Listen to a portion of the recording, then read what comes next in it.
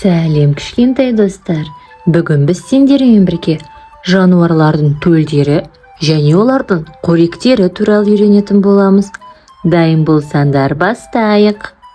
Жылқы. Жылқы. Жылқының төлін құлыншақ дейді.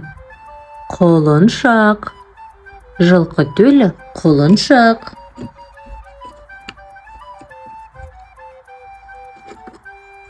Жылқы шөп жейді. Жылқы шөппен қоректенеді.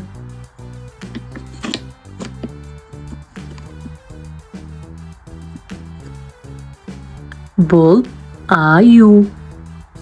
Аю. Аюдың төлін қонжық деп атаймыз. Қонжық.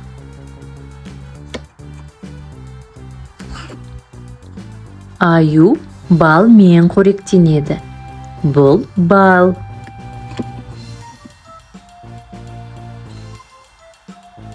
Тауық.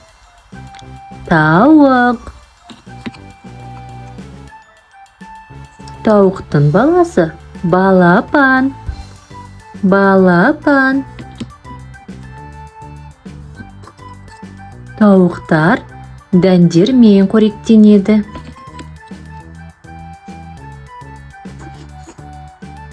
Бұл мысық. Мысық. Мысықтың баласын марғау деп атаймыз. Марғау. Мысықтар сүт ішеді. Сүт.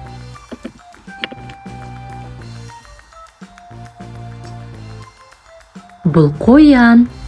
Қоян. Қоянның баласы көжек деп аталады. Көжек. Қояндар сәбіз жейді. Сәбіз. Бұл ит. Ит.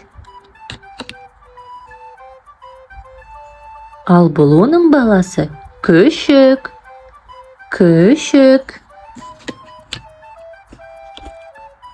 Иттер сүйекпен қоректенеді. Сүйек.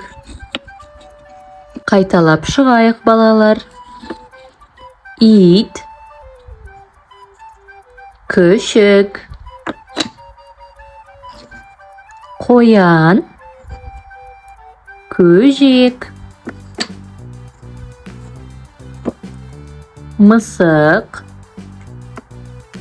Марғау.